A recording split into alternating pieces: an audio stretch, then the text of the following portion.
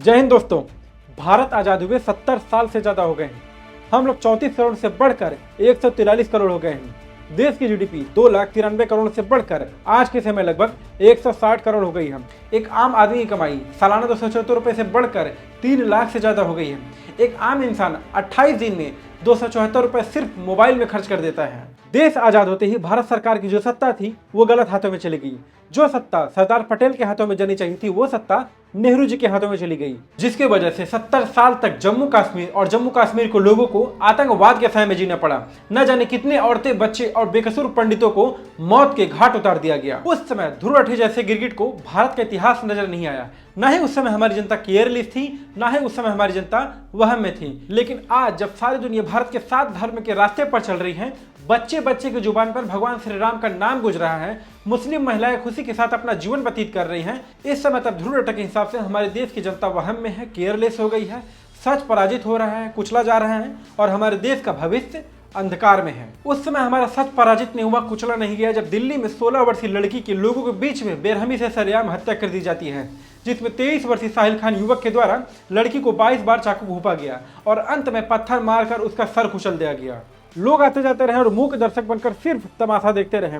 उस समय न हमारे देश की जनता वहम में थी, न ही हमारे देश की जनता केयरलेस थी। ये तो रही बात केजरीवाल सरकार की सुरक्षा और सफाई की।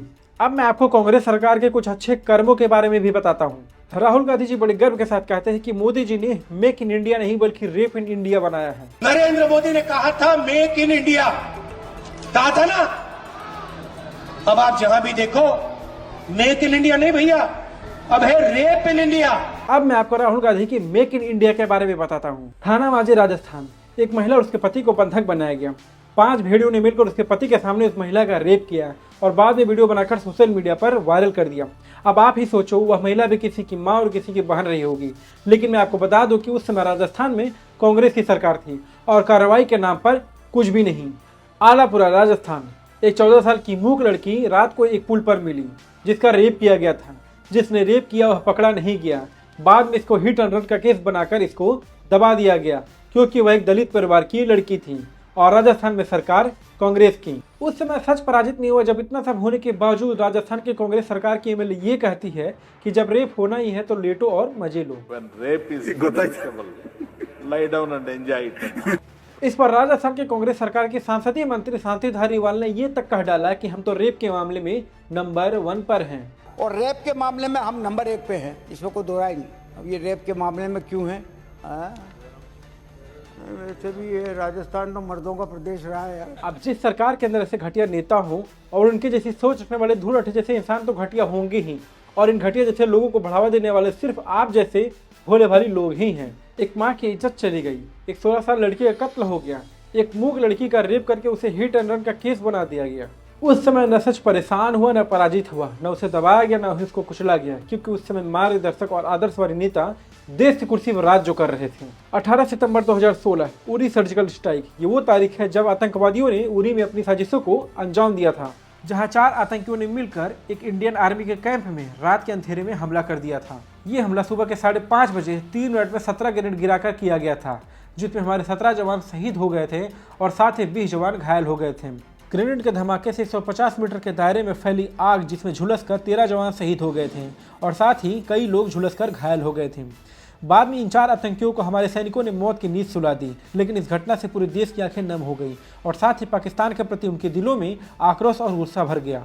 लेकिन ये बात हमारे भारत माता के बेटों को खोने का दुख इन 4 आतंकियों को मारकर कम नहीं हुआ था, क्योंकि ये बात पूरी दुनिया को समझ में आ गई थी। जब तक पाकिस्तान के आतंकियों को उनकी भाषा में जवाब नहीं दिया जाता तब तक उनकी पूंछ सीधी नहीं हो सकती थी। हमारे देश के प्राइम मिनिस्टर मोदी जी ने जवानों को स्ट्राइक करने की पूरी छूट दे दी। इसके बाद हमारे जवानों ने अपने साथियों का बदला लेने की ठान ली। इसके बाद सर्जिकल स्ट्राइक में 50 से 70 आतंकी मारे गए और हमारे सभी जवान सही सलामत वापस भारत लौट आए। जिसके बाद इंडिया के इस बड़े कदम का सम्मान इंडिया के लोगों ने नहीं बल्कि दूसरे देशों ने भी बढ़ चढ़ कर किया। लेकिन ऐसे वीर जवानों के जज्बे को सलामी देने के बजाय इस घटिया ध्रुव राठी ने एक ऐसी वीडियो बनाते हुए कहा कि ऐसा कुछ हुआ ही नहीं है। उरी अटैक को लेकर सोशल मीडिया में और भी बहुत सारे झूठ फैलाए जा रहे हैं। जैसे अभी एक खबर आई थी कि इंडियन आर्मी ने एलओसी क्रॉस करके 20 टेररिस्ट को मार दिया उरी का बदला ले। लेकिन जैसे ये बात साबित हुआ कि भारत के बेटों ने ईंट के जवाब पत्थर से दिया है तो फौरन ही अपने पुराने वीडियो को प्राइवेट करके उसने वही इल्जाम पाकिस्तान की मीडिया पर डाल दिया। बात को पाकिस्तान होने से पूरी तरह से डिनाई कर देता है।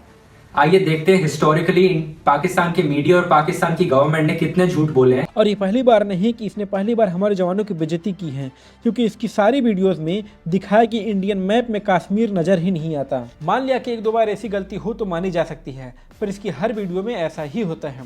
इंडिया का वो हिस्सा जिसके लिए अब तक 3 वार हो चुके हैं, न जाने कितने जवान शहीद हो चुके हैं, वो सब ये ध्रुव राठी झुठला रहे हैं। अब ध्रुव राठी की वही बात जवाबदेही के रूप में दूसरी तरीके से मैं दोहराता हूँ।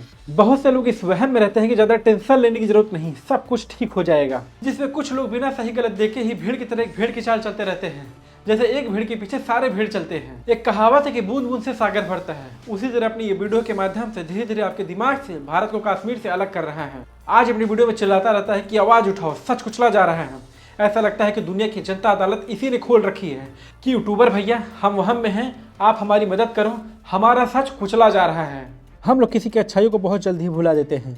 उड़ी सर्जिकल स्ट्राइक के बाद लोग बहुत बढ़ चढ़कर प्रधानमंत्री की तारीफ कर रहे थे, लेकिन राम मंदिर और CAA के बाद बंगाल और ध्रुव राठी जैसे लोग जर्मनी में बैठकर हमारे भारत के प्रधानमंत्री को बेशर्म तक बोल देते हैं, और हम लोग उनकी वीडियोस को देखकर वाहवाही और ताली बजाने लगते हैं और उनको मार्गदर्शक मानकर उनको लाइक और फॉलो करने लगते हैं। और अगर ऐसा ही रहा तो बहुत जल्द ही हम अपने सोचने और समझने की क्षमता को खत्म कर देंगे और ध्रुव राठी जैसे लोग आपको अपने इशारों पर नचाते ही रहेंगे। प्रधानमंत्री चाहे कोई भी हो, अगर आप अपने घर में बैठकर अपने आप को सुरक्षित महसूस करते हैं तो भारत भी आपका घर ही है। आज जर्मनी में बैठकर हमारी कमजोरी का फायदा उठाकर हमारे देश के प्रधानमंत्री को कोई बेशर्म तक कह सकता है, तो कल के अन्य देश को कुछ भी कहने में देरी नहीं लगेगी। इसलिए जागो, उठो और आवाज उठाओ। अगर आपको मेरी वीडियो पसंद आए तो प्लीज वीडियो को लाइक और सब्सक्राइब जरूर करिएगा, और अगर आपका कोई विचार हो तो वीडियो कमेंट में जरूर दीजिएगा। मिलते एक नए वीडियो नए टॉपिक के साथ, तब तक के लिए जय हिंद।